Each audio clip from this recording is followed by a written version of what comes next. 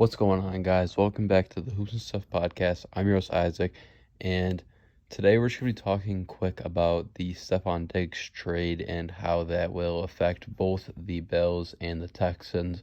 And I just wanted to say sorry this episode is so late. I was just having difficulties with my other episode, and I had to figure out what I'm going to do with that one, but it just wasn't downloading for some reason. So this one's going to be a little late compared to what I usually do, but we are going to stay on the normal schedule.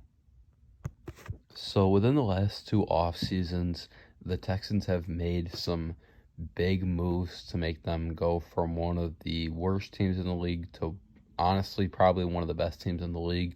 On paper, this is probably a top 5 team, maybe top 10 at least, but possibly top 5 team in the league, I'd say. And just with their offense, I mean, they've got CJ Stroud, who is young and already was proving himself in his rookie season. They picked up Joe Mixon in the offseason, which could be a hit or miss. I mean, we've seen Joe play both good and bad with the Bengals, so it'll be interesting to see how well he does in Houston with a great offensive team, obviously. And then at wide receivers, this might be one of the best wide receiver cores in the NFL, honestly. I mean, they've got Stephon Diggs, who some consider is in his prime right now. I mean, he wasn't playing horrible in Buffalo with the end of his run with Buffalo. Like last season, he wasn't playing horrible. And they also have Nico Collins, who was playing great last year, and Tank Dell, who was also playing great last year. And Nico Collins and Tank Dell are both young guys. And Stephon is 30, so he's not too old. And then they also have Dalton Schultz at their tight end, who is another really decent player for them. And that I think and they have Robert Woods, Noah Brown for wide receivers 4 and 5. So those guys are possible like wide receiver 3s, and they're in your second rotation. So I mean, this offense definitely has a lot of depth to it. And on the defensive side of the ball, they have players like Danielle Hunter and Will Anderson. They've got Jeff Okudah, Jalen Peachtree, Derek Stingley.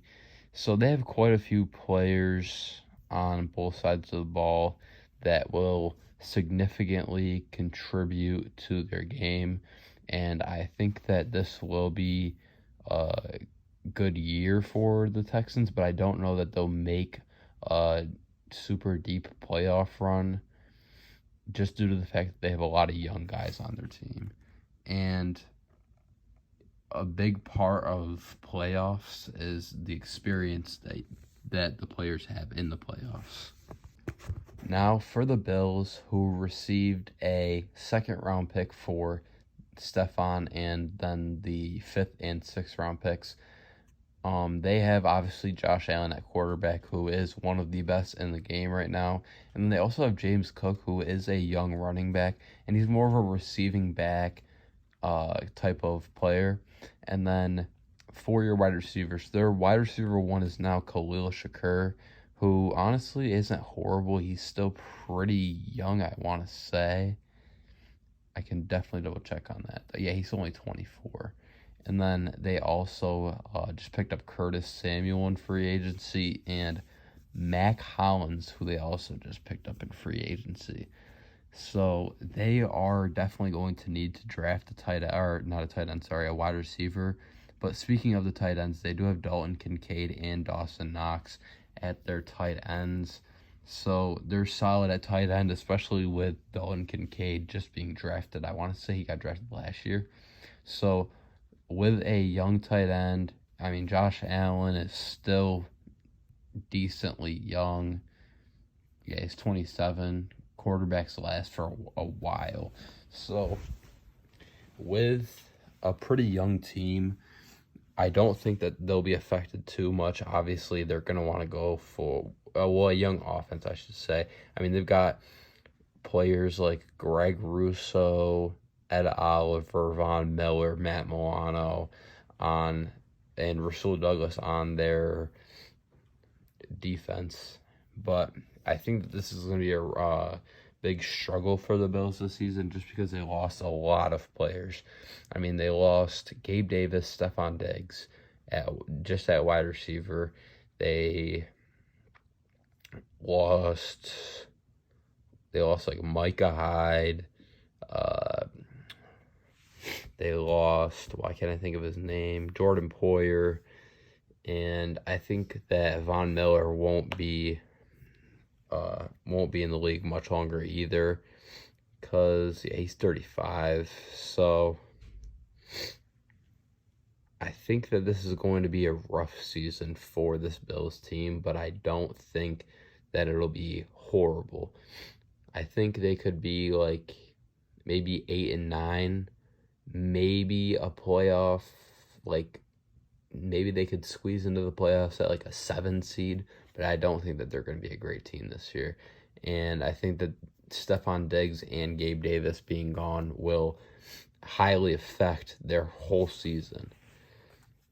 And with that pick that they have in the first round, I want to say they have the 28th. I think the possible wide receivers that they could pick are like, I don't even know, because it's like this is a pretty good wide receiver draft class, which is pretty fortunate for the Bills. There's a lot of options that I think they could go with, and I think a realistic option for them could be they could go for,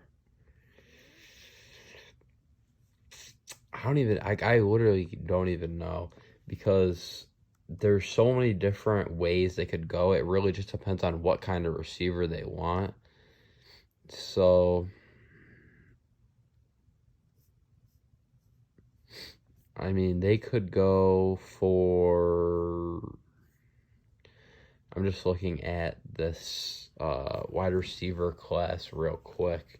The players coming in at wide receiver position. They could go Brian Thompson Jr. They would definitely have to trade up a couple spots, but I think that could be a good option for them. I think he's a pretty skilled player. Another player they could go for is Adonai Mitchell, who is projected to go to the Bills as of right now.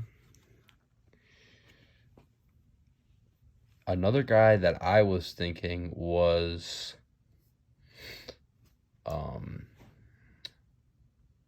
Xavier Worthy. I think that could be a pretty good pickup for them, especially with his speed. And then you've got Keon Coleman, who is also a good option. And this is a shot in the dark, but they could try to trade up to the 9th pick, maybe trade their first and something else to trade up for the 9th pick with the Bears, since the Bears will obviously get Caleb Williams with their first pick. And I could definitely see them trying to go for a guy like Rome Odunze or Malik Nabers at this point, just because, I mean, they really don't have anything to lose, I don't think, at this point. I mean, they've lost big parts of their team, so I think they should just go all in, try to get one of the top 3 receivers, but realistically, that probably won't happen. So one of the other guys that I mentioned earlier will probably be the realistic choice. That's going to be it for today's episode. If you guys enjoyed, leave a like and subscribe. And we'll see you guys in 2 weeks here on the Hoops and Stuff podcast.